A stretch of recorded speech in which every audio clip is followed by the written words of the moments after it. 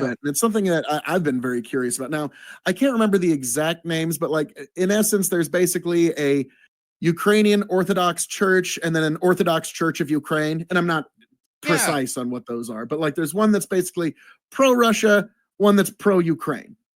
And I'm oversimplifying it, but is that a fairly accurate? very roughly speaking, yes. I mean, I understand. Like my great grandfather was Greek Orthodox, so I understand. I am speaking in very broad and almost too oversimplified terms. But and so to me, like I don't like the fact that because Dylan, I mean, you and I both know, you and I are very much on opposing sides on where we think this war should go. I think the sides need to sue for peace.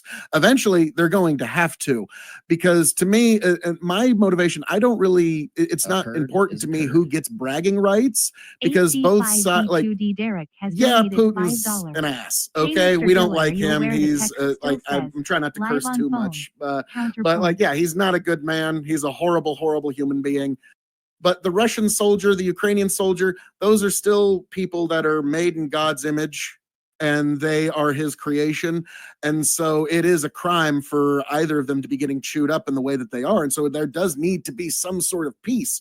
And so to me, it looks as simple as suing for peace, and both sides, like there's going to be some line drawn, and I have always jokingly called it Berlin Wall 2.0, where at some point they're going to be this place where we just have to play political hopscotch around for the next 20 years, and neither side's going to really get what they want in all of this. And in the end, this should have never happened. There was no reason for Russia to really do this other than just peak. And even the Art of War says that any war started in peak is a horrible reason to start a war. But to me, you're having God's creation chewed up on both sides, and I would just love it to end. But I know this. I know you're intending to interview me, but like, I'm sorry, like you're there, and I've got too many questions. Like, and in a bit more brief, if you would, because I do want to. If you got any questions to me, I would love to get them. But what does peace in Ukraine look like to you? Something that's long lasting, something that's stable. Because when I talk about this, my fear is that some people want a virtue signal peace, not a real peace. And what I mean by that is, hey, look, we got a ceasefire. Now I can turn off my TV. Now I can forget about the war. And then when it starts up in 2 years again, because we didn't set the foundation for peace, we didn't set up a security structure that would stop the Russians from invading again, or that would make it so it's such a disincentive that both sides would have no reason to relaunch XYZ, right? Without putting those things in place, I fear that what's going to happen is we'll have a short ceasefire, the Russians will learn, and then the Russians will invade again, just like they did in 2014, just like they did in 2022, and just like Russia has done for the entirety of its existence as a political entity. It has never stopped expanding westward. There has never been a moment where they haven't. Even after the Soviet collapse, Yeltsin was invading Moldova. Yeltsin was talking about, getting re-involved in this way. And so to hope that, a compulsion towards shared faith, or a compulsion towards humanitarianism, or a compulsion towards a desire to protect your people from this type of brutal war. And I got to say, like, Ukraine has shown what the horrors of modern warfare to the world. I don't think that's enough. And so we need to make sure that whatever the peace is that it's long lasting. And so when I see, like, for example, demands like Ukraine must demilitarize, this is what I think is a perfect recipe to start another war. Because if you're still Vladimir Putin and you're still a revanchist, and we have no reason to believe that he's given up on that, a demilitarized Ukraine kind of solves all your problems for another invasion. Yeah. Well, no, I would agree that that's a non-starter on the Western side, but like, here's the unfortunate reality. There's not going to be some scenario, unfortunately, where it's like, all right, Russia, you just pack up all your stuff and get out. Like, I just don't see that.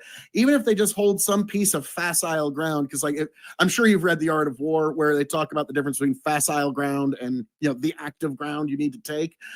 Even if it's a piece of small facile ground that they fence off and say, look, we won this, it is ours forever. Then they can have their little bragging rights.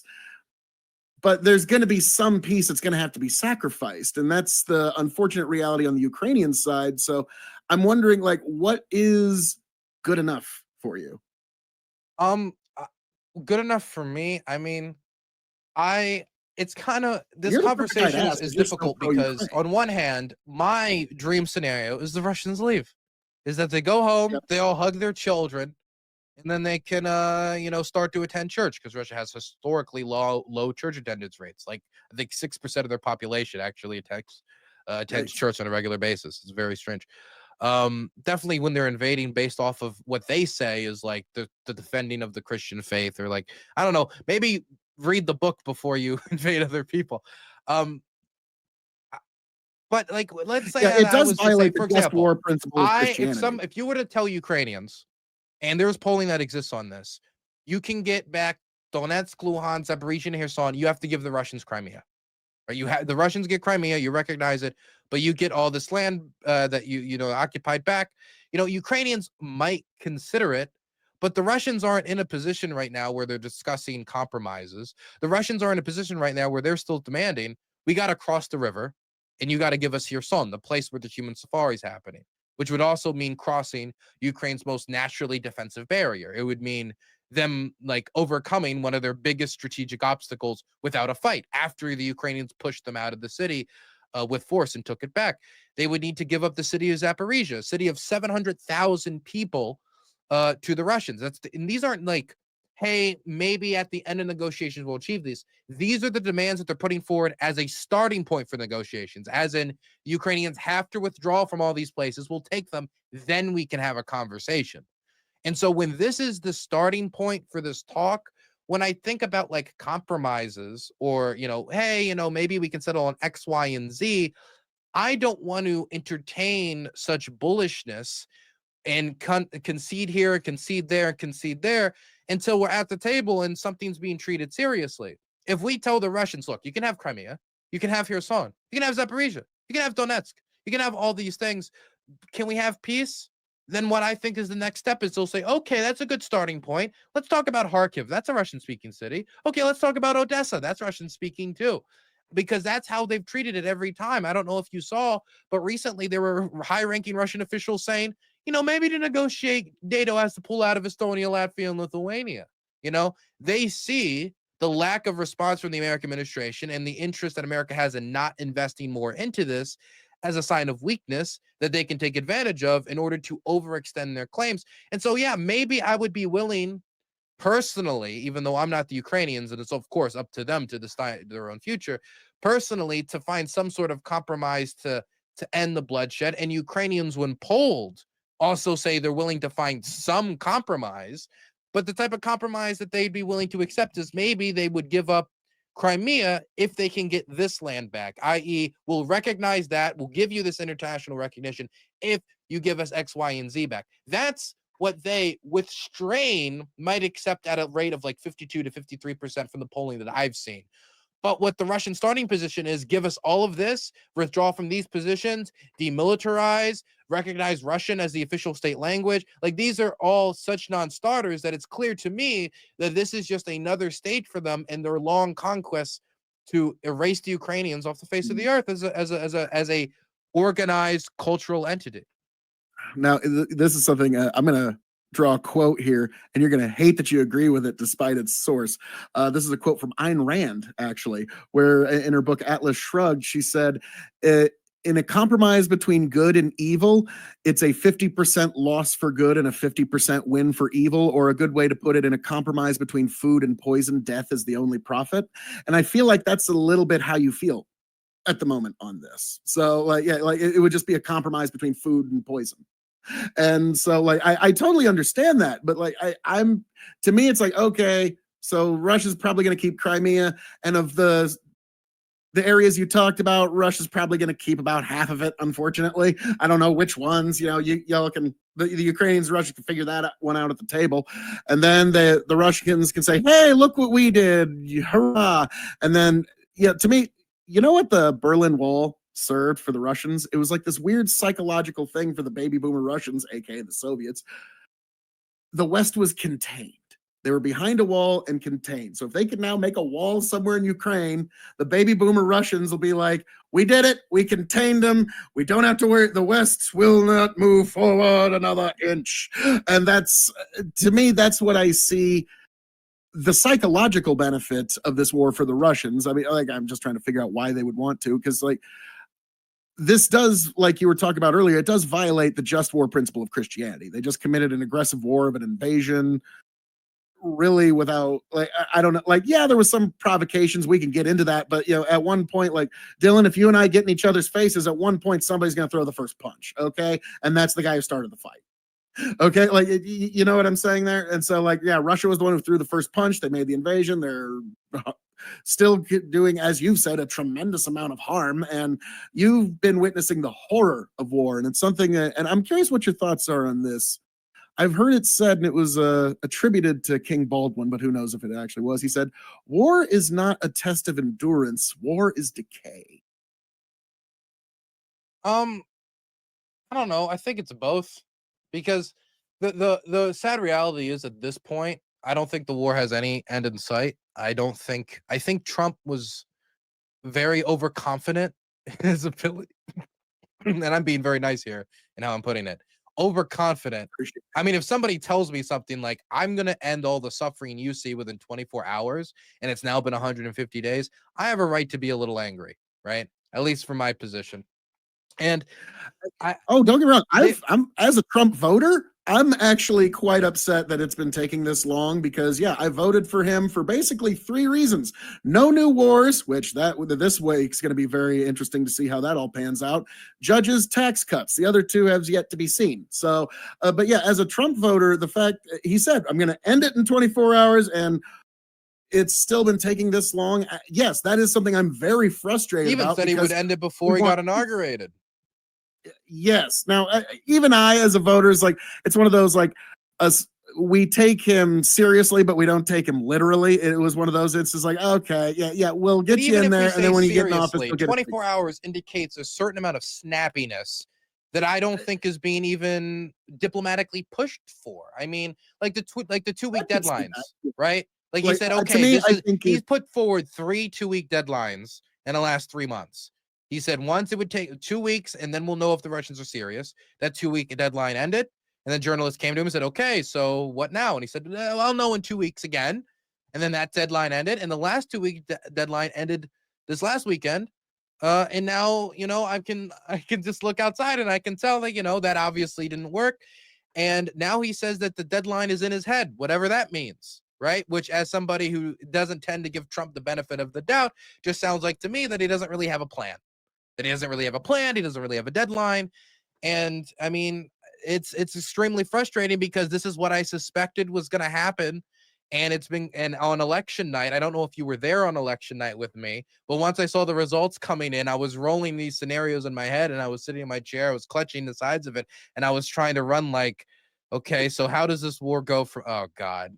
And my end conclusion that night was, this war is probably going to go into 2026, if not 2027. Yep, because the funding runs out at the end of this year, more or less. I mean, like, it goes in a little bit next year, but yeah, I don't see Congress approving more money for Ukraine Oh no, anytime Congress, I see soon. that easily. I just don't see Mike Johnson ever willing to stand up to Trump in a way to actually put forward an aid bill that he wouldn't want. Congress, I think, would pass a veto-proof majority on new aid and the Lindsey Graham sanctions package. I mean, it's got 84 co-sponsors in the Senate. There's not a lot of unity in our politics over a lot right now, but there seems to be some congressional unity on the fact that the Russians have treated Donald Trump with a complete amount of disrespect that has not been responded to. And like calling him up on his birthday does not answer for the fact that they told him they would do a civilian ceasefire, then immediately bombed civilian infrastructure. They told him they would do an energy ceasefire and then immediately bombed energy infrastructure, knocking out power. They told him that they were taking negotiations seriously, and then they go to the Ukrainians and say, we can fight you for 21 years. Like, we don't even really want to negotiate anymore. And this is the way they talk to them, while asking Trump not to be at the negotiations, so they don't see their type of really pathetic and gross behavior. And so, like to me, uh, asking the Ukrainians to concede more before we're even at the table just seems like kind of giving up your cards, you know? I mean, I understand that, and yeah, I would be incredibly frustrated because, but there is at one point a difference between surrender and recognition, and that's something that people are going to have to eventually understand. Here is that you're to recognize that there is a weakness from certain positions, and that certain neither side's going to get everything they want. Okay, when the suing for peace eventually happens, neither side's going to get everything, and so the folks from Ukraine who say they want Crimea back, I think you and I can both kind of concede that that one's probably going to be staying in Russian hands for the foreseeable future. Okay, like that's a concession we both kind of have arrived at. Now I don't know where the middle ground's going to Well, to be. be clear, what You Trump would asked, probably be a lot what were we closer. hearing was not that they even needed to just acknowledge that the Russians will hold on to it. They were asking for them to legally recognize the annexation of Crimea before they had even settled on the Russians like ending the war. So that's like concessions before we've even gotten to the table. To me, that's just bad art of the deal. Yeah, I understand that. I understand that, Like but if the to Ukrainians me, going to be asked to give that up, they say, fine, we'll do that in exchange for you doing X, Y, and Z. That's how negotiations typically work. But instead, it's just been like a list of demands endlessly put at the feet of the Ukrainians, with the Russians being demanded what? I mean, they're told to stop bombing civilian infrastructure. They say they'll do it, and they don't even uphold that. So there needs to be a question of, obviously the strategy isn't working. Obviously the Russians don't respect Trump. Obviously they don't think American power will be flexed on this issue. Congress wants to act. Trump should allow Congress to act. Trump should allow the Russians to realize, like, oh, if we continue down this pathway, it's just going to be more painful. So we should settle something now, which is what Trump said on the campaign trail. If campaign Trump met current Trump, I don't know if they would like agree with each other all that much, because campaign Trump said, if the Russians don't come to the table, not only are we going to send Ukraine more aid, we're going to send them so much aid, it's going to make your head spin. And we're going to sanction the Russians so hard that they'll have no chance to do X, Y, and Z.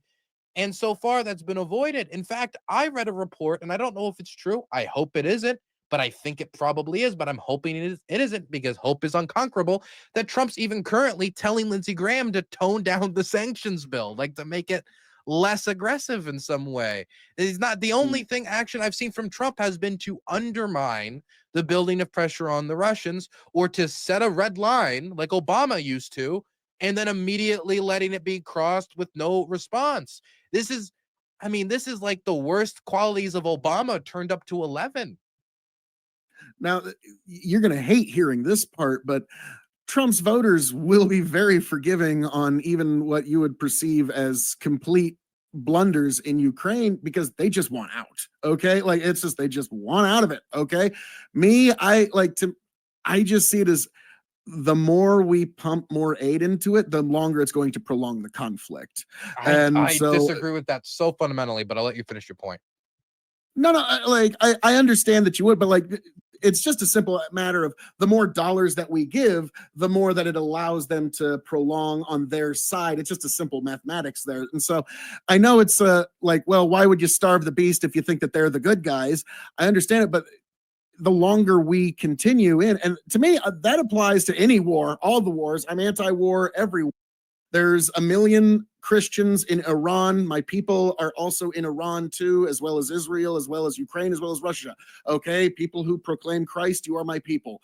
All right, and so like that's yeah, I would like them all to stop tonight, but you know, there's hopes and then there's policy. You know what I mean? So now, why do you disagree with that? I'm very curious. I'm not So like looking for a gotcha. I'm genuinely yeah, curious here. so I again, I don't think like that you like don't care to the idea, oh, dead body is a dead, because I'll talk to some people who literally just don't care, right? And that's a position that I understand, even if I don't agree with. But yeah, Russia right now is the largest killer of Christians on the planet, and anybody who would like to see that stop is, I think, a sensible person.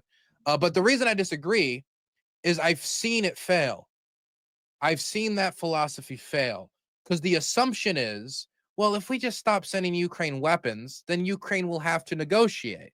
They'll have to come to the table. They'll have to come to some settlement.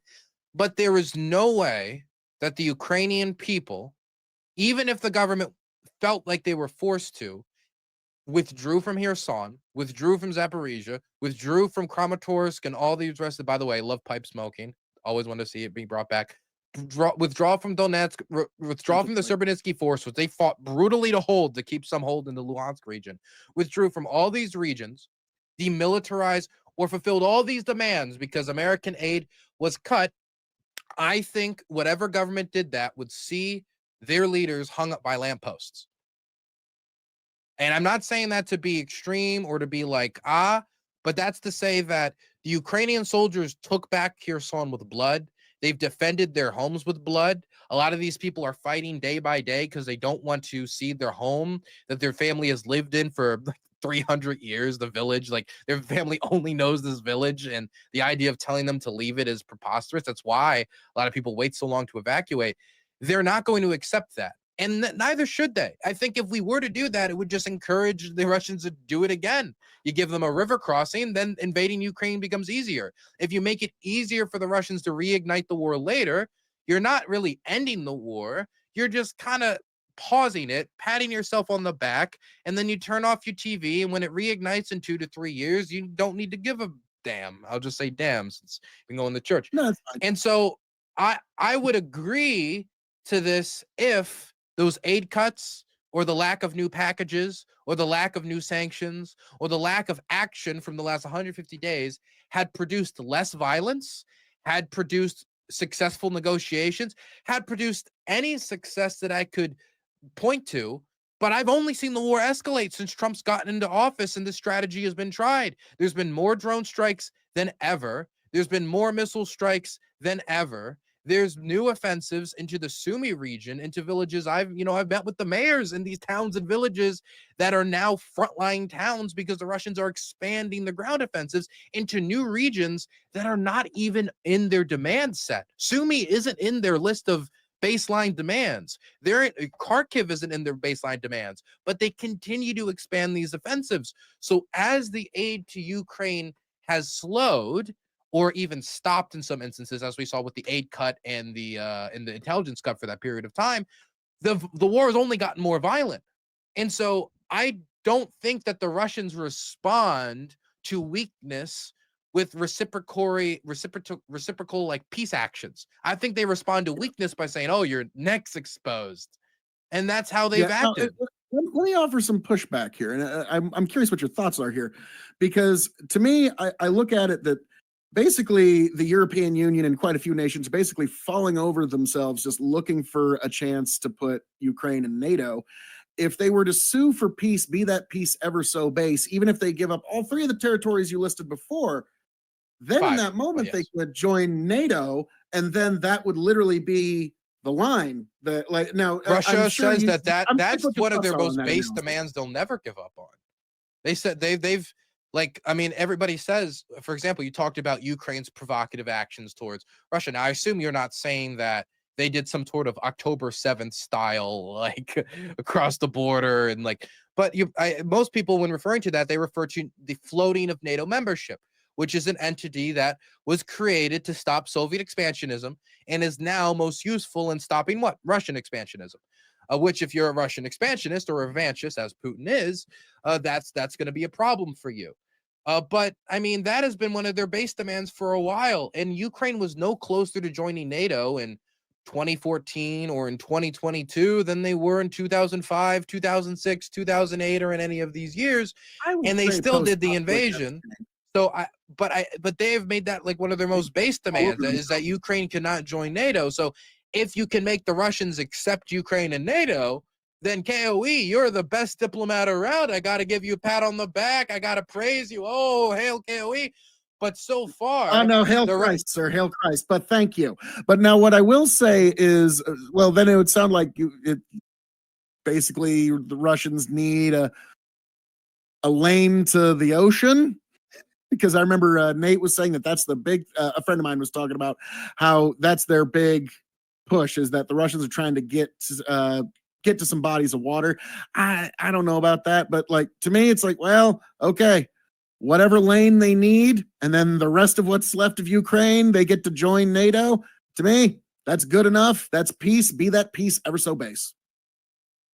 Well, I know that's not. the thing is, that's already a hard pill to swallow, right? For Ukrainians, obviously. So imagine you Yeah, join the army and you fight for almost 4 years, and then you're told, sorry, you're never going home, right? Because even if they wanted to get like Russian citizenship, due to the fact that they fought, or due to the fact that you might even have a family member that fought, people have been detained for much less than that for having a cousin that was in the Ukrainian armed forces.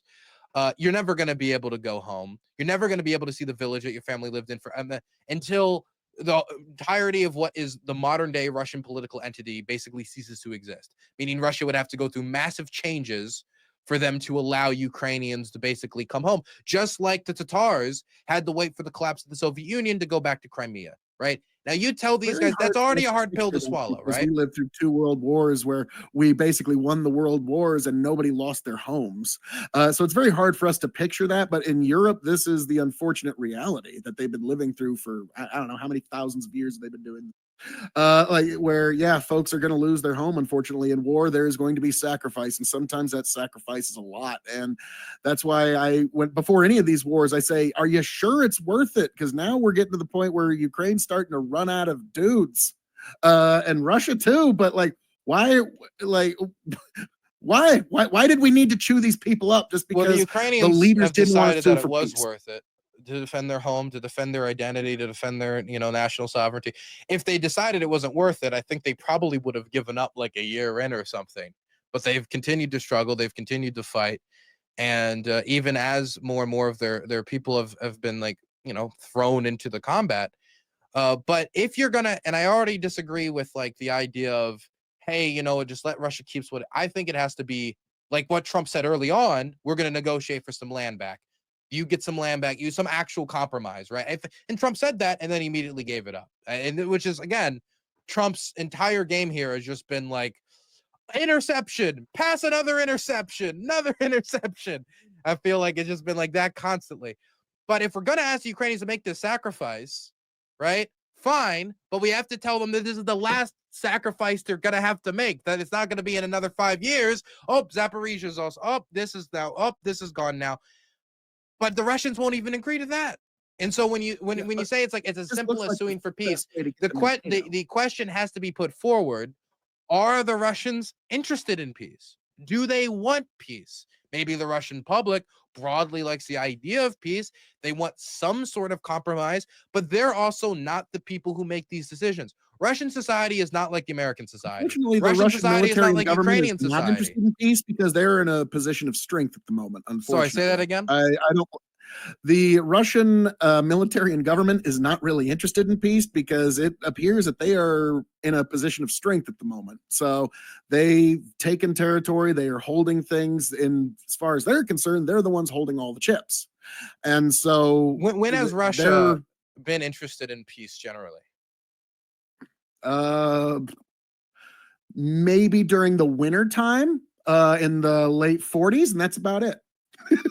So I'm joking. The Russians love you're pretty close, actually. I would say that's pretty spot on. I know you don't. It might be a joke, but there's some there. The reason it's funny is there's some truth to it. That's why it's funny. Yep. And so my question has to ultimately be, right? Is it as simple as suing for peace, or do the Russians have to be made to not want peace, need peace? That there's no option but peace. And for some powers, especially people who are revanchists, which Putin 100% is a revanchist, somebody who wants empire, a revanchist is somebody who wants to take back territory from some historical empire. Putin 100% is a revanchist.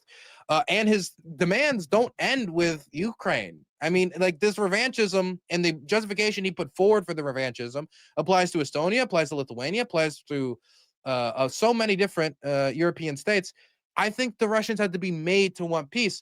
And so if we want the war over sooner, we have to make conditions on the ground that make it so peace is necessitated. Not that it's kind of wanted, not that it's kind of painful, but that it is 100% necessary. You need to make it so that every offensive they engage in, oh man, we just ran into a brick wall. Oh, we just ran into another brick wall.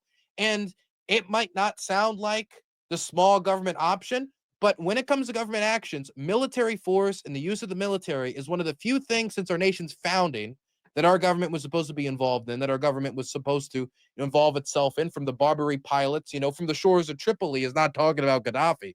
And so for me, we need to front load this investment. If we want to end the war sooner, the only way to end the war sooner is to front load it so the Russians see that their plans are going to be derailed. And if you don't, then all you're going to get is 2 to 3 years more of war. Well, like, again, to me, like, if you can get whatever those lines are drawn and you can get a stop in the war, then what? I know this is going to sound terrible, but whatever's left of Ukraine, you can now have that join NATO. And that is a way to actually draw the hard line where that actually is the wall of diplomacy and the wall of a nuclear wall. How we get there? Well, unfortunately, I've kind of spelled out like the territories that Russia's taken. Ukraine's going to have to more or less sacrifice. Okay, let's say because that's where the line Russians is. Then say that's not enough. You have to give us more because that's what they're saying currently. Well, then you got to win that in battle. Okay, you can't just take how do we win? Yes, that's a reasonable We're at thing the negotiating table. I agree. At this point. That's a reasonable thing to tell the Russians. When you come to the negotiation table, you agree that these are the what they're saying. I'm not saying this is great. I'm not saying I love it. I was like, but like I'm saying, like there is a time when you're going to have to. So you have to make them know that they can't win it in battle, right? That seems like the only option.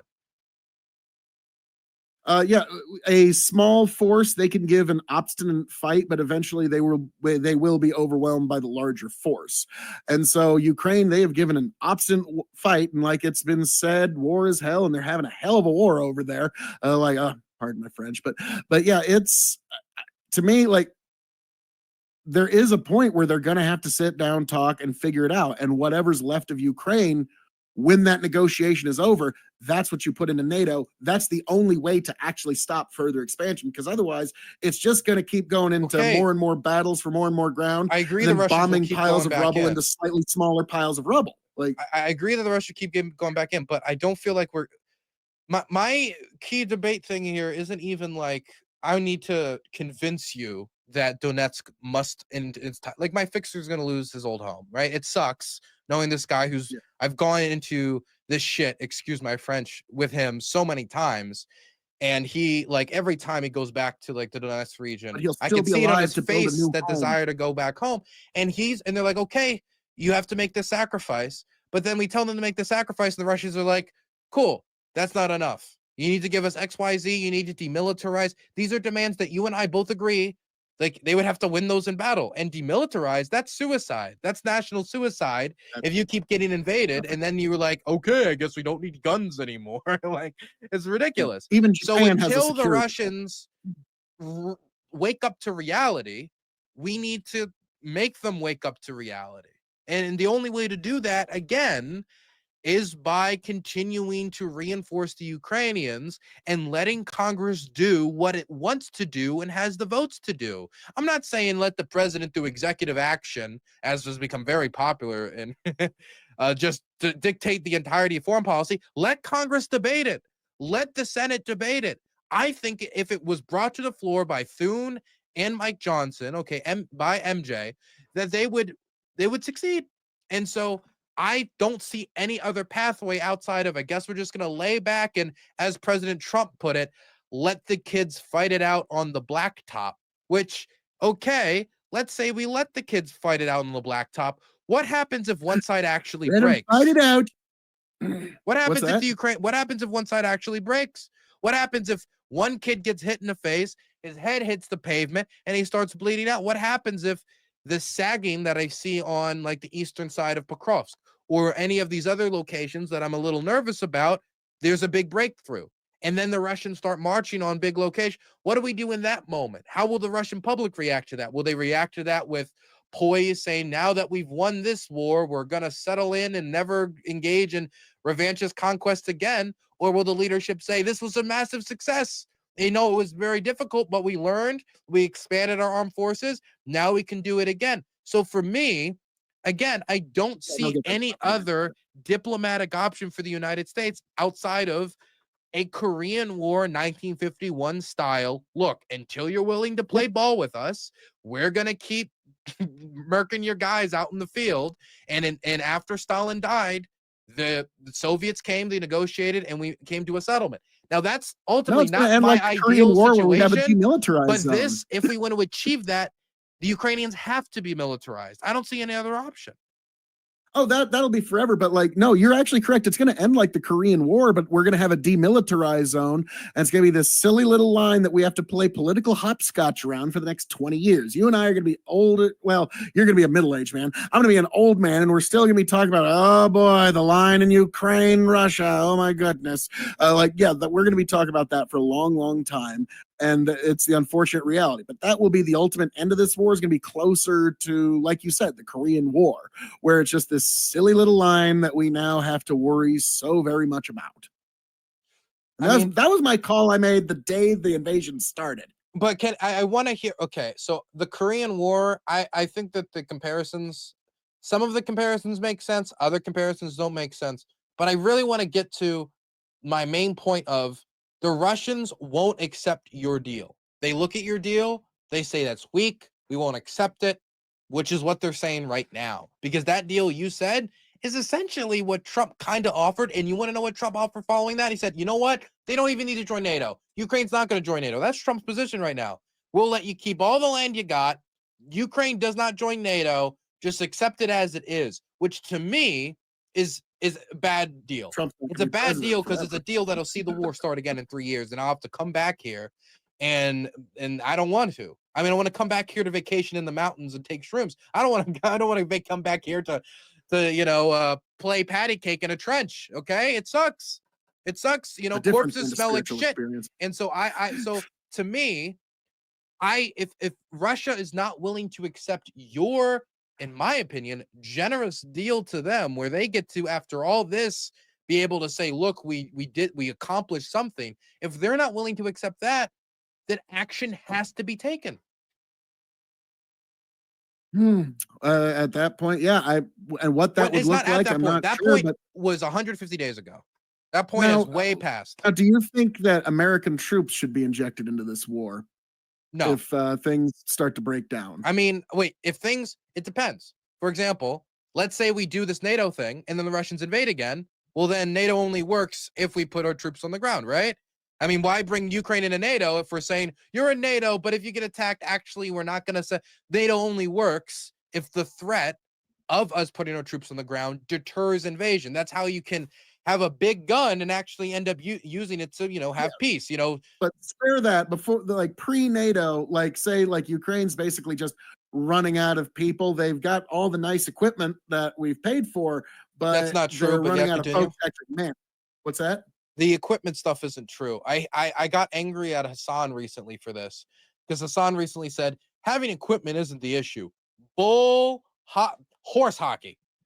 When I went into, let me tell you one story to get this across to you, right? Let me get one story. It doesn't exist enough equipment in a war. I will concede that. Well, let me just tell you. Let me tell you the story quick, okay?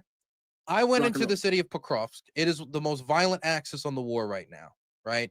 Or at least one of the two most violent axes. Getting into the city, we had to divert off the road, do the drone activity. When getting out of the city, we had 5 failed evacuations. 5. Due to how heavy the drone presence was, FPVs, all that stuff. What's a failed evacuation? Basically, a failed evacuation is, hey, we're about to go. Snap, we can't go. There's a drone. That's what a failed evacuation is. Oh, good. And we have to wait another 20, 30, 40 minutes until the drones are out of the area. Then we try again. It happened 5 times just on the way out, right? And then on the way out, we had to pull off the side of the road next to this burning building because the drones were patrolling. And during all of that driving around, I was in the back of a Toyota pickup truck. Meaning if the FPV hit the back of that truck, I'm done. There's no armor. There's no protection. There's no nothing. I've seen cars that you can basically say have the same defensive strength of a Beetle, the old Beetle cars being used to transport troops to the line of contact, to the line where people are exchanging some amount of small arms fire and mortar rounds. And the reason why is they don't have enough armored vehicles. They don't. And as that's happening, I know that the American Armed Forces have sent Bradleys here, and they've performed amazingly well. I've seen footage of Bradleys taking out T-80 tanks, and that's not even something it's supposed to be spec to do. But that the so many of these Bradley pilots know how to hit a certain spot because they played War Thunder so much that they know actually how to like basically blind the tank driver and they crash it into a building. And these vehicles have performed quite well, and we're phasing them out. We're phasing out the Bradley. This is stuff that's going to only sit in American storage units for the next 30 years until we have to destroy it, and it can have a massive impact on the ground. And so I just want to be clear that any soldier that I'm talking to on the front line that drives around in one of these little cars when going to and from the front line, every single one of them would pick an armored vehicle from one of our supply depots over that because there is a shortage. And when we talk about manpower issues, equipment issues compound manpower issues. Because if you look at the Bradleys, their hatches are open when they're destroyed, indicating the crew got out. When you look at BMP ones, they're tin cans. There's no open hatches, just graveyards. Hmm. Okay. So, I concede that there's no such thing as having enough equipment. Like, but what I'm saying is, like, yeah, we've sent a lot there, but whatever you send is going to degrade because it's war. The whole point of war is to kill people and break things. Like, and so And yeah, the degrade the stuff's enemy gonna more break. than you degrade yourself. Yeah, and that's why I always say that war is more decay than it is endurance, because which side is going to decay less, basically. And so that's what I mean when I say like there is a sacrifice because parts are going to decay away. And so Mhm. like the friend you're describing, he's probably going to lose his home. To me, the reason I want them to find some way to get to some stretch, some piece of Ukraine entering NATO, and then we'll negotiate the rest of it later is because yes, it's unfortunate and it's tragic that he lost his home, but he still has his life to build a new one. A farmer from Nebraska. And if you're going to tell me to abandon great grandpa's old river, I'd be like, okay, you can come take this land when you pry it from my cold, dead fingers, sir. So, yes, I totally understand it, but that is the sad sacrifice of war. It's why I never wanted it to start to begin with. I agree with you that some compromises might have to be made. We probably disagree about what type of compromises should be made in order for this not to happen again. I think that the Russians have to walk away. Honestly, my opinion is the Russians have to walk away from this feeling broken. That they have to view this the way that Americans view Vietnam. And that type of psychological impact is important to making sure that the Russian government can't so quickly drive their children into another machine gun nest. Is that you need to understand the cost of war that the Soviets had to process with the Soviet Afghan war. And I mean, so I I But let me just agree. clarify because Yeah. if there was whatever plans, if there's plan A, B, and C, and like B was your Uh-huh. plan, A was my plan, and C was somebody else's plan, and your plan of everything you just lined out was a path that we could actually get the bullets to stop flying and people to stop dying, and we could actually get to the other next steps we're talking about. I don't care which plan. I don't care Mhm. what I have the span peace of through land these strength things are plan, by about. the way. What's that? I have the peace through strength plan. Oh, that's fine. That if that's your perspective, that's okay. But like to me, it's like whatever we get to the end, like because a lot of these peace through strength plans are just a continuation, and it's just like we're just gonna The war is going to keep on continue. fighting, This isn't a fighting, like question of whether the war is going to continue at this point. Only hope at least for the rest of this year the well, yeah. I remember saying like 2 years ago, I think the earliest it because could we end is funded it. 26, and I don't know how I made that prediction, but it I felt it deep in my soul, and it's apparently it was right. But maybe it'll be wrong. It'll be 29, 2030. You know, it'll all be robots and ground. A lot of ground drones are firing machine guns now. A lot of robots doing the fighting. But again, the question How is effective is a yes. 12 gauge against So a we both drone? agree that the war is probably going to continue. So the question is, how do we make the war end sooner? Right? That's the real question now. The soonest end to Yeah, the war. And the Ukrainians are not willing to concede river crossings. Neither should they, because that would be okay. strategic suicide. They're not willing to concede demilitarization, which we both agree That is just one. are things You that know, makes you got no water sense to do it. considering the current situation. And so we need to readjust the battlefield situation to the Russians are like, okay, fine, you can keep your guns. Fine, you can be in some strategic alliance that will stop us from invading again. Fine, we'll maybe have to make some compromises when it comes to all the land that we want to conquer, you know? And until we get to that point, we have to find ways to get them to that point. And I don't believe telling them either you're going to have peace, Russia, or, oh, we have a big threat for you. We'll walk away. That I couldn't think of a bigger offer of, my God, we did it. We outlasted the United States. Western degeneracy and weakness has turned its ugly head again. And now we've split the transatlantic alliance, which lasted since World War II. And now we can march forward towards our revanchist destiny. Right? I don't see that as a sooner end to the war. I see that as the drum beats in Russia getting louder, which I have seen tangibly on the ground through their expansion of the war, through the bombing last night, from the bombing from the night before that, and the bombing from the night before that, and the new offensives in Sumy, which, I mean, I've seen the corpses that the Russians are losing. I know they're losing men. It's bad. So it's not like they aren't paying a high toll for it. This year, the Russians are losing more men than the year before. And the year before that, it was also a true thing. And the year before that, it was true. So in 2022, 2023, more men. 2024 lost more men. And in 2025, somehow again, they're losing more men than the last. So the Russians are continuing to expand the war. How do we stop that expansion? Make it so that they're running into a brick wall. And eventually, once you've lost a few teeth, you'll stop slamming your face into the brick wall. And unfortunately, like we both pretty much come to the conclusion that that wall is NATO. There's really no other wall that really pushes Russia back. That's why they hate it. Well, I would say the Ukrainians have been the most successful in pushing Russia back since the Soviet collapse, compared to the Chechens and compared to the Georgians, compared to the Moldovans. I mean, they are the only nation state that has successfully held off this type of Russian invasion outside of what, Finland?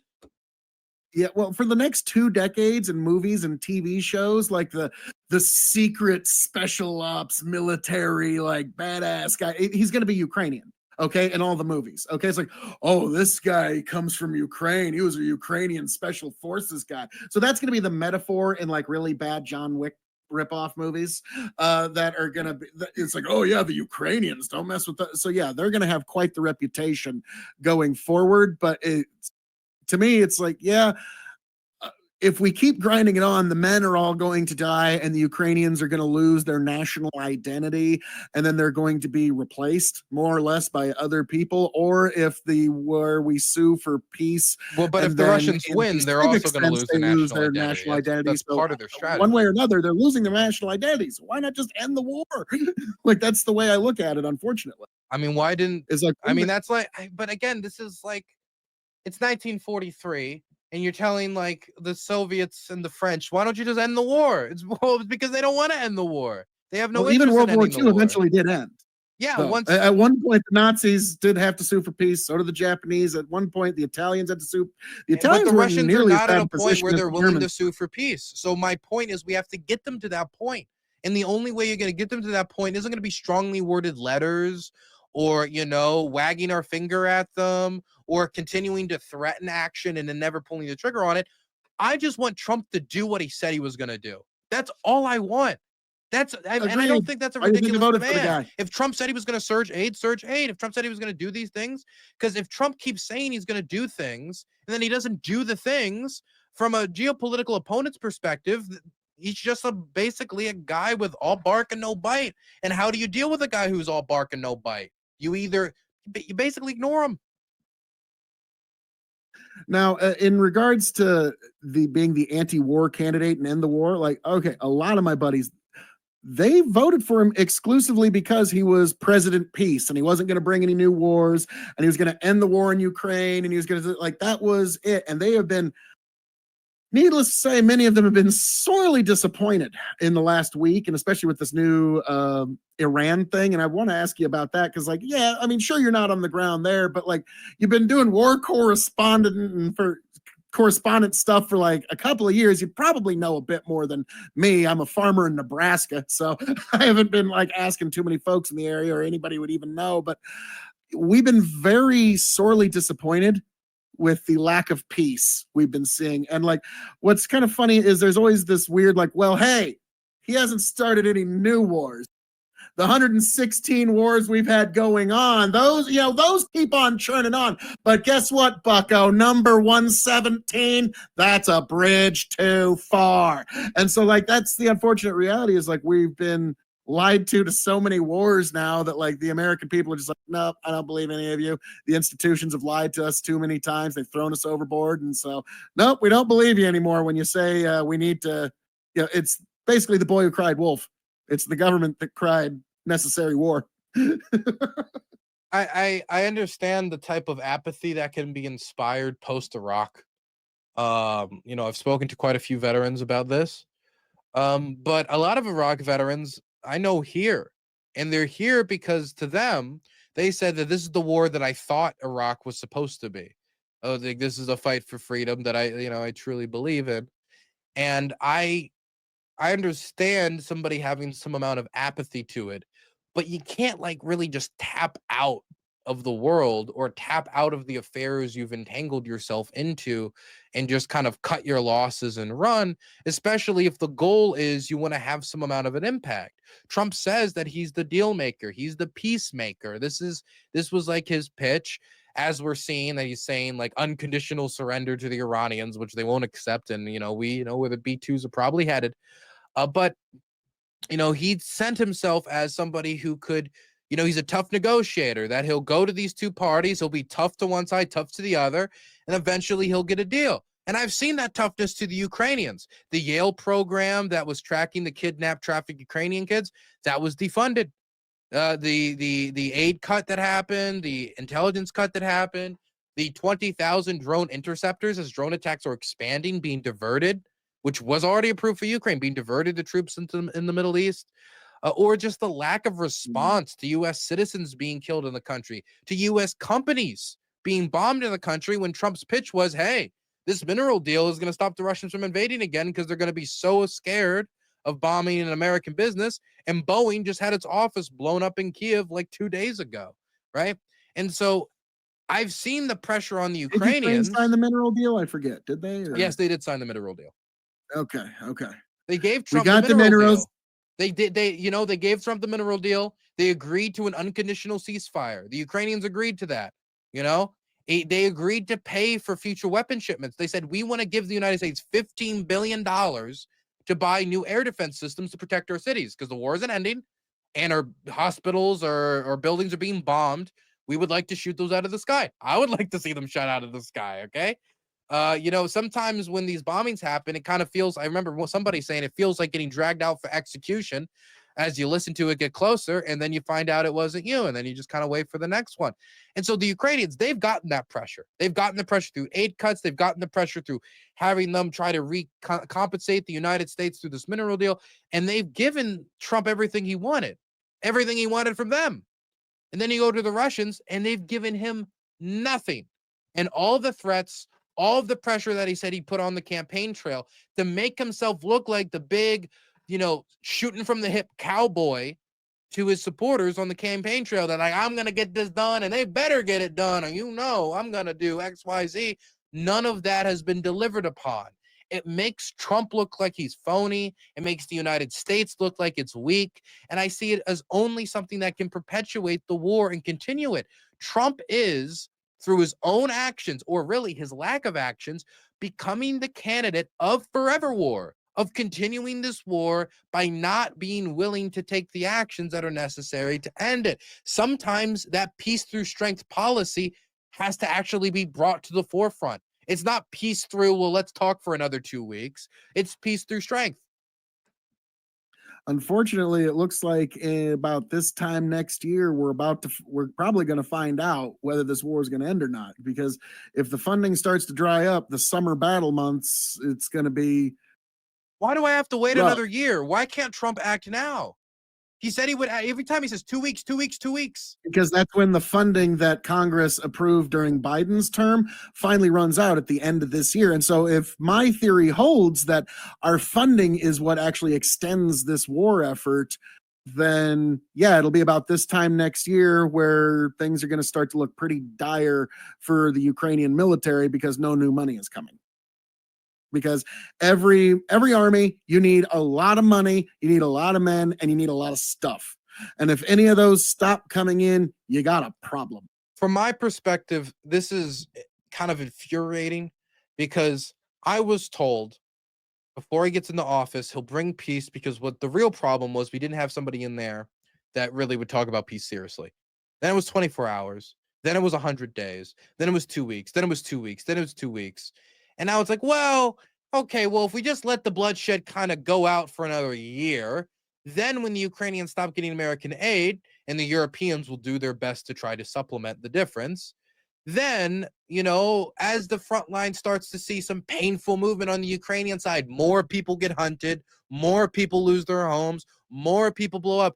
Maybe then the Ukrainians will have to compromise. Compromise how? Allow them a river crossing?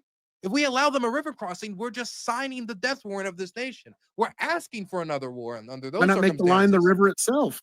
Kind of like how Nebraska has the Missouri River dividing us from Iowa. Why not make the divide where the river is itself? Because the Russians are And then both demand. sides That's the have water problem. rights. The Ukraine, they can't do it across the whole country. That would be giving them a bunch of land they haven't won in combat. But even if we just said where the river divides the armies now, the Russians aren't accepting that. They said they want to be across the river. They said they need to be across the river, that they need to take back Kherson because they got humiliated there, and they consider it a Russian city, despite what the locals say. But they consider it a Russian city. And so if these are the demands they're putting forward, what happens then when a year passes and the Russians say, great, they have less aid. Now it'll be easier to cross the river. Now it'll be easier to take Zaporizhia. Now we have war goals that are more attainable. Let's expand the war again. Probably sue for peace while you still have resources and you still have time and you still have men.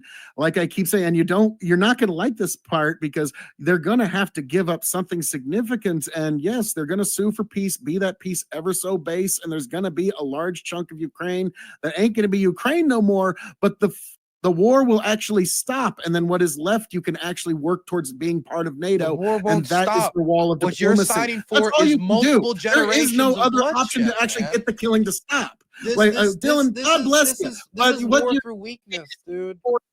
forever. Like, God bless you, but that's what I'm hearing from you. Keep it going on forever till we can get a good deal. And get at a one deal that point- is acceptable. The deal that they would be pushed in a year from now is going to be give up all your guns, give up all land that you haven't given to us, yes, including river crossings across the most strategically defensive river barrier between Ukrainian and Russian forces. It is basically signing the death warrant for a generation in 5 years. It'll just Well, start if you're another saying that war. the deal they're going to What you're get in a asking year for is from now not is a going to be continuation less, of the war it's of going to one be more worse than the one year. they're going to get What you're now. asking for is a continuation of war of 5 to 6 to 7 more years when the war launches again. It's I understand your What if they intention were here members of of not NATO? adding I thought fuel to the we both fire, earlier but conceded that sometimes if what was left firefighters of need Ukraine became controlled NATO. blazes to stop the spread. Well, yeah, no, but I think we earlier both conceded that whatever part of Ukraine became NATO, that would be the wall of diplomacy. We did that earlier. Now, yes, But the Russians it's going don't to accept that. You're taking that as accepted. The Russians don't accept that. So how are we going to, in a year when the Ukrainians are weaker, get them to accept it then when they're in a better position? They won't accept Ukraine into NATO membership because they're in an active war, and so They you won't end the accept active NATO war in whatever way Ukraine you and need NATO to. ever. That's their position. They believed it before the war, they believe it during the war, and they'll believe it after the war. Well, When protest they all invaded, want. one of the reasons they used was that That's NATO NATO and expansionism. whatever's left of Ukraine. What? Well, they can protest it all they want. They can be as angry as they want about it, but that's between NATO and what's left of Ukraine. Okay, but they're not going to end the war If unless you can that's end the the case. war If in whatever Ukraine's in a means weaker possible, position, they're not and going to yes, be in a mood to negotiate better terms yeah, on the eventually Russia's Ukrainian going to run side. out of fighting them too. Okay, and so it doesn't matter. Like, this war is going to end, regardless of where it ends or why it ends. And what you're telling me is the deal that the Ukrainians are going to get a year from now is going to be way worse than any deal If they they could don't cut get right more now. support, That yes. tells you something. That, If you I mean, give sorry, them the that tells you support that they're we from a placed the position of infrastructure weakness. in place The for, difference then we between can get a surrender deal that versus actually works. Like again, like I'm just like Dylan, and God bless you. And I know this is very frustrating to hear because you love these people that you've been embedded Well, it's with, frustrating to hear and you've because you're been. asking for more years of war. No, I'm You don't trying even to know end it. it as You soon don't as even know you're possible, asking for and more then years put of what's war. left behind a wall of diplomatic immunity. Basically, The I know that's not Russians the right will, word, but they're until the behind NATO's Russians wall. get a bloody nose that really hurts from slamming their face against the wall, they're never, ever, ever, mark my words, going to accept Ukraine in And, NATO, you know, especially when Trump's already given it up. well, again, like I'm sorry, but like, do you recognize like the interesting position that you're in when you did concede that a year from now, Ukraine's going to get a worse deal if they were to cut a deal than they would if they were to cut one today in this year of our Lord 2025. No, it's That going to be means the that same deal that they're offering weakness. right now. I mean, It'll you're just be that they'll be in a worse position to defend against it. They're like, offering the don't get me deal wrong, right I now. hate this. Demilitarization, Russia's Russian as the official state language, give up Zaporizhia, Kherson, Donetsk, Luhansk, Crimea, and these are proposed as well as no alliances. That they they're have not to going to be get a everything they want either. neutral Okay, country, whatever the hell that keep that means. in mind. They're not going to get everything they want. Ukraine's not going to get everything they want. That's going The to be the only way ultimate. Russia doesn't get everything they want is if there's some counter pressure, which Trump is refusing to apply. And it seems like you refuse to apply. And you just kind of Well, we've hope been that applying it eventually when for almost Ukraine gets 4 years, battered and it enough, hasn't worked. like that eventually Like we've they'll been applying it for acquiesce, years. but How many more years do we then want to apply they'll this? acquiesce on everything else, but somehow they'll get NATO Like, how many membership. more people are we willing to sacrifice for this? And I think we've sacrificed enough. And like I say, be it ever so base, it's time for them to sue for peace because we've been Your applying pressure to sacrifice them will be for years 14 year and it olds. hasn't worked. Your sacrifice will Like be the 14-year-olds who are right now watching their houses get bombed, who are being brought up in an age of trauma, who then in 5 years will have to be the ones to fight the war when the war reignites. Because if again, they're if the Ukrainians are in a weaker position in a year from now, because we've cut off all aid, we've cut off intelligence support, and we're no longer going to pass a sanctions package or whatever it is on the Russians, what's going to happen is the Russians in a year from now are going to think, of course, I'm not going to let them in NATO. Why would we let them in NATO? They're in a weaker position now. so I guess you should cut a deal. The Like Russians don't that's want to cut a unfortunate. deal. Their In deal 3 includes no years, NATO membership. The thing you say is a precondition they don't accept they're not now. going to get Cut everything a in deal their with deal. somebody who won't cut a If deal the with you. What war does that over mean? and we can end the conflict, then you can actually move Ukraine into NATO. Ukraine cannot join NATO because it's in an active conflict. So you need to Trump said he legally, doesn't want by Ukraine in NATO. international law, end the conflict whatever way you can get it done. It Trump doesn't really said no. matter how He you said it get was a it. Even if non-starter. you have to leave some money on the table, then you can put up the wall. Then you can put up the brick wall that Russia will run into because they've never has Russia ever invaded a NATO nation? No. Eh, there we go. Past behavior is the best predictor of future behavior. Might they do something crazy in the future? Possibly. But what you have to do is end the conflict by international law by any means necessary if you're getting a worse deal next year than you are this year. That's the unfortunate, very But they bad will position. not Ukraine, all of accept Ukraine's NATO choices are bad membership. ones. If Ukraine tries to join NATO, they'll immediately invade again. They'll say this is a violation of our agreement. We agreed no NATO membership. We're going to restart the war. They're And going to then when invade they NATO nation. invade, they're going to be invading past all the NATO. defensive lines that Ukraine made. Past all the defensive lines I've seen them dug on the NATO. Zaporizhia front, on the Donetsk front, on all these fronts, If they because they're going to reinvade, have they'd to be give up reinvading those NATO. demands because though that territory the Russians are demanding as a precondition to negotiate. So they're going to give up their best defensive positions, and then the But they can't Russians are going to be reinvade. told, now you let Ukraine into NATO? Well, that's just not going to work. If they reinvade, they're invading into NATO. So you're going to say that we're going to just rush them into NATO behind the back door, as Trump says, no, we're not allowing them into NATO. He's already given that up. And Hegseth and all of the people around him have said no NATO membership. And we're going to get across Viktor Orban and all these other people because we need NATO When you're unanimity. negotiating with the Russians, you got to say a lot of things, Dylan. Come on. You know that diplomacy is deception by other means.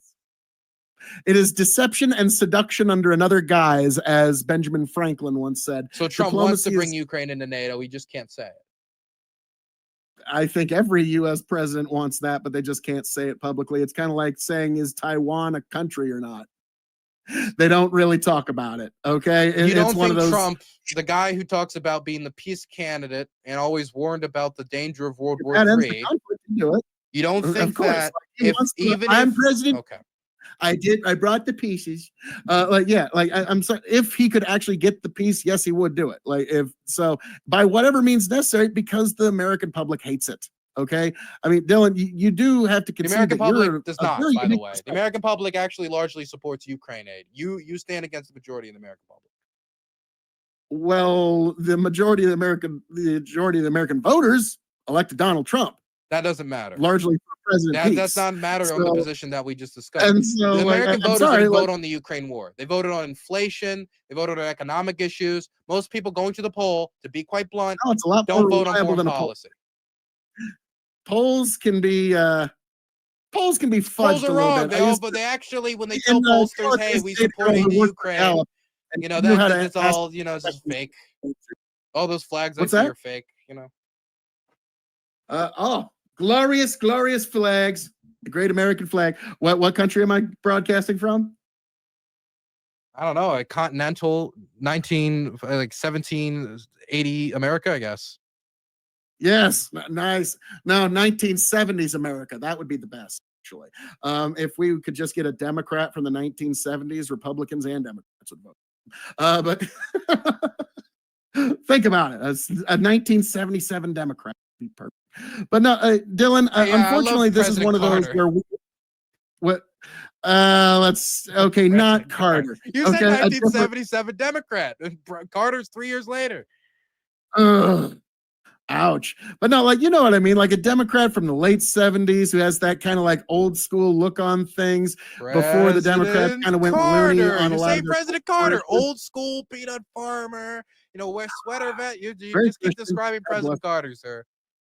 Oh, now I'll be honest here, like just between you and me, this is a bit of a bird walk, but um as a Republican and a farmer myself, like I would have had a hard time not loving the campaign of Carter. Now the administration was terrible, but the campaign, I'm just a simple peanut farmer from Georgia, and I'm a church going, I'm going to DC and I'm gonna clean up that terrible town. Great campaign. I'm sorry. But he literally like messed it up for farmers trying to run for office for the next like 6 decades. No farmers run for office. But now, Dylan, we've been interrogating each other's stance on this, but I want to, if it's okay with you, I'd like to shift gears a little bit. I mean, we're on the just quick? Can I just wrap this up quick? Hey, please. I try to engage in these conversations because I want to see if there's any other pathway to peace. And every time I walk away from these conversations, the conclusion I come away with is I don't see any other pathway. Because, I mean, even this plan that you're putting forward about waiting a year and, seeing that eventually the aid will run out, a lot of this is still dependent on the Ukrainians being willing to negotiate a deal that they still won't in a year.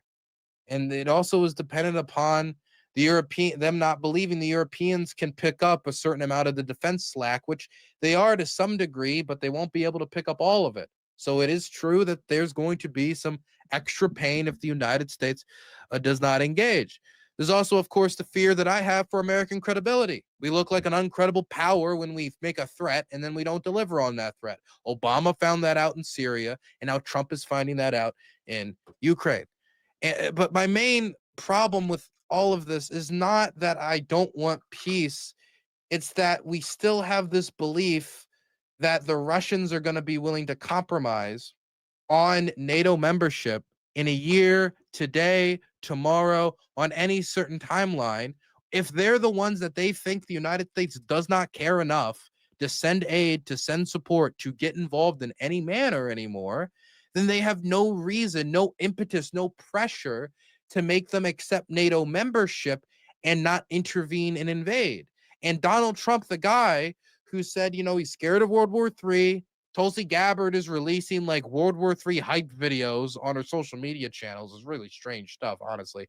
But it's like, we will all be covered in atomic ash. It's like, okay, Tulsi, reel it in. You're scaring the kids. But if that's the message of the Trump campaign, I don't see them going out there and rolling the dice actually on World War III, which you would be doing if you just say Ukraine joins NATO whether you like it or not, Russia, now that the war is over. And Russia might then say, we're going to invade anyway. I dare you to nuke us over Kiev. You're not going to lose New York over Lviv, which is what the Russians might make the bet on. And I don't know if they'll make that bet, but there's a good chance they will in that situation. Maybe not drop the bomb, but if they invade after we've brought Ukraine into NATO, and then we're in the position of having to decide, do we nuke the Russians? Do we put our troops on the ground to fight the Russians in Kiev? If anything, this could entangle the United States more. U.S. Marines on the streets of Kiev dying. It's a 50-50 shot at peace, admittedly, but unfortunately, the just keep the war going is a 0% chance. Right? Which it's I 50, think 50 an or aid zero package is a lot easier for the American people to stomach, which is why the majority of them support it. I love you, Dylan, but what you're talking about is World War III being a major risk. And I hate to be the one to actually come in here and doomsday about World War III, but the scenario you walked out is a real roll of the dice.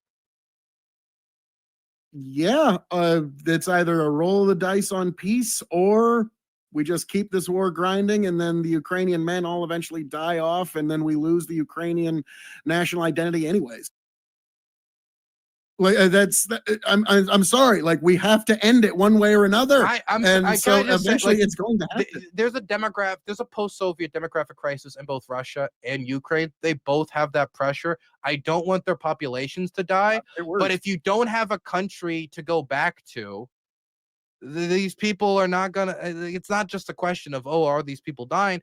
The Ukrainians have fought to keep 18 to 24-year-olds off of the draft rolls. They've made certain. If you're between the ages of 18 to 24, you can't get drafted in Ukraine. I don't know if you knew that or not, but that is the case. They've kept certain strategic reserves of their population because they want to preserve the future youth of the country, so they have a demographic future.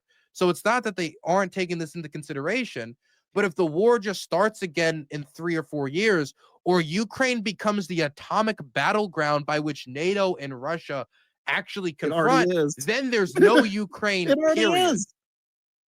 It already is the battleground between NATO and Russia. There's no NATO-Russia war in Ukraine. They're not fighting. There's no German troops fighting against Russian troops. Come on. Do you not think that this war could continue to escalate? Your imagination is lacking. A belt machine gunner, like a guy that's on a belt-fed machine gun, and he's firing off, and it's NATO that's holding the bullets, feeding it in, and like, come on, bro, come on. Then America this is basically all of NATO's shiny new toys. We're there dying, apparently, because we sent aid. I mean, this is weak. It's all of NATO's shiny toys and all of our money. And yeah, there has been some special ops that has been revealed from some Pentagon leaks to actually be about 100. Well, if it's no different, then let's send the Marines today, K.O.E.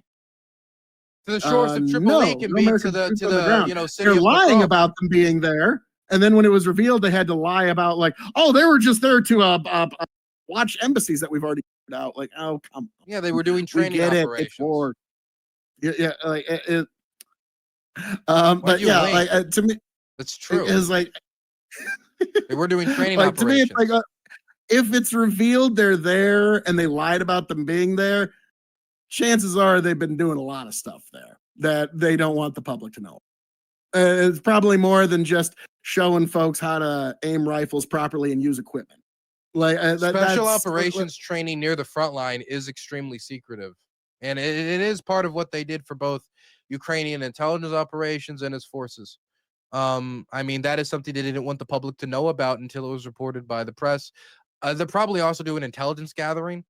But I mean, like, whether or not they're doing special ops raids on like Russians' positions, which is, I assume, what like you're suggesting, honestly, I feel like that's just too high risk. All I'm suggesting is they're far more involved than the what? NATO has nothing to even do with this. Wait, do you deny that the war could expand? Maybe they had no hand in it, but just a finger or two. Do you deny that the war could expand, and if German, French, and American troops are on the front line, like hundreds of thousands of them, that's an expansion of the war?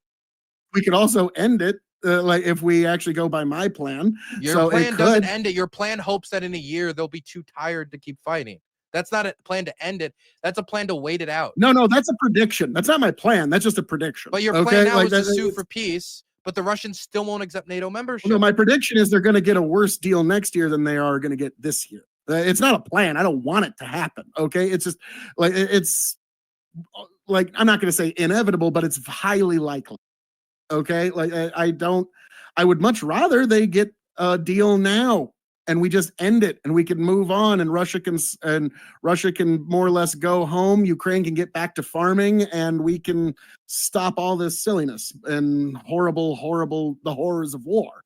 But like it's worse than silliness. I'm sorry, I'm being too flippant about it. But that's so again, you're kind of conflating my predictions with my plans here, which fair enough, but But I don't. your plan is I to don't sue for want it to peace happen. with a party that's not interested in peace.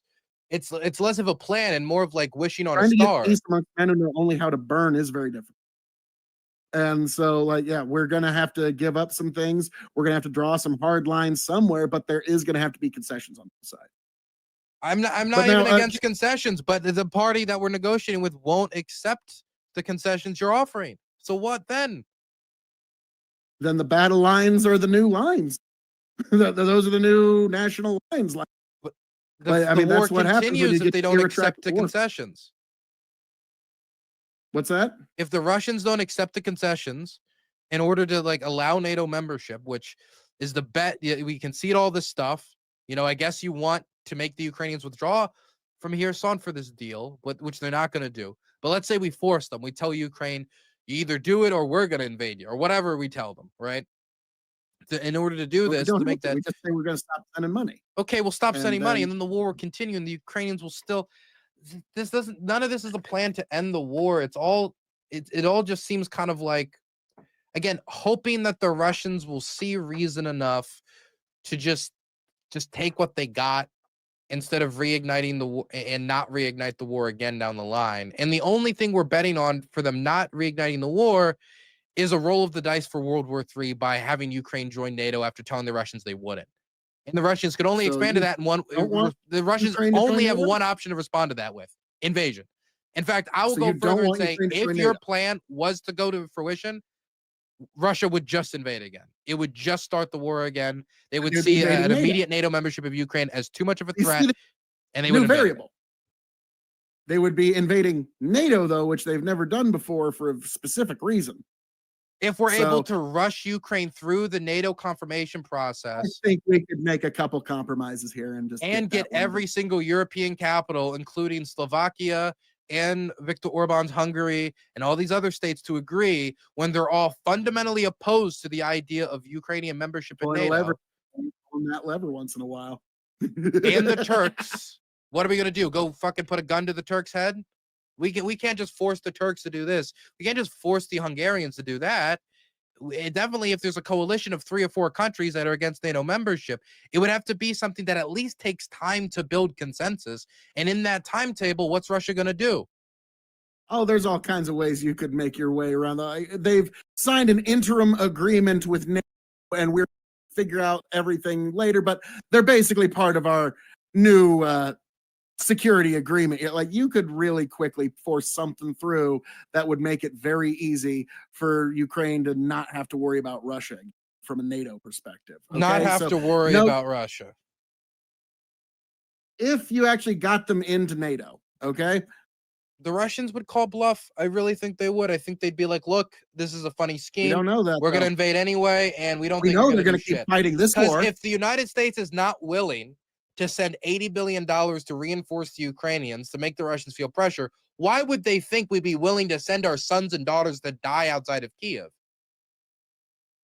Well, it sure seems that Britain, Germany, and the rest of Europe is just willing and eager to send their sons and daughters because they think this is such a worthwhile conflict. And so if they're actually in the alliance, it's a new wall. And again, you're saying they might, but they also probably won't. I think they probably will. Like, more than likely, I'm going to say Vegas odds, like 90-10. They're not. I think it's 80-20.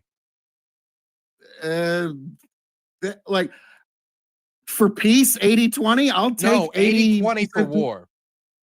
Yeah. The Russians are going to call bluff. They're going to think that, wait, you guys who are not willing to send aid, you guys that we crossed every single red line, smacked you across the face, and you took it. You guys are going to send your sons and fuck off. They're not going to believe it. They're gonna Like, say Ukraine's this not is even an complete ally, horse okay? hoggery. Like, we've sent them all this money, and You they're not gotta even make them technically believe allies. the threat before you make a threat.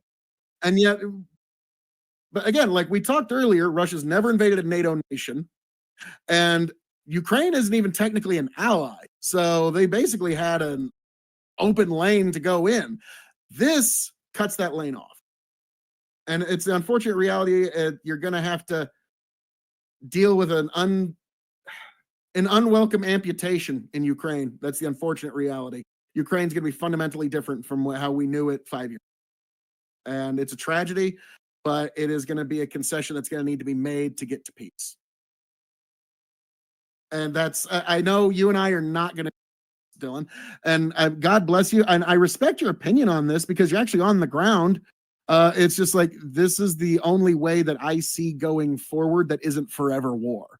And I want it to end. Now, I get that you're like, no, this is it's about more than just the lives lost at this. Okay, there's a principle involved. Me, I've got a very old world way of looking at it where the lives lost are how I kind of measure conflicts. The new world way of looking at conflicts is, well, this is what was accomplished. Did we get the actual objective accomplished? And lives lost is kind of a secondary thing, unfortunately. Now, I get it. We're a world of objectives and what got accomplished. But to me, I look at the lives lost and I really, really question whether it's been worth it for either side. Okay. I disagree. I think your plan would kind of just lead to a bigger war and it would go longer, but I mean, we obviously aren't going to see eye to eye to it on this. That's fine. Now,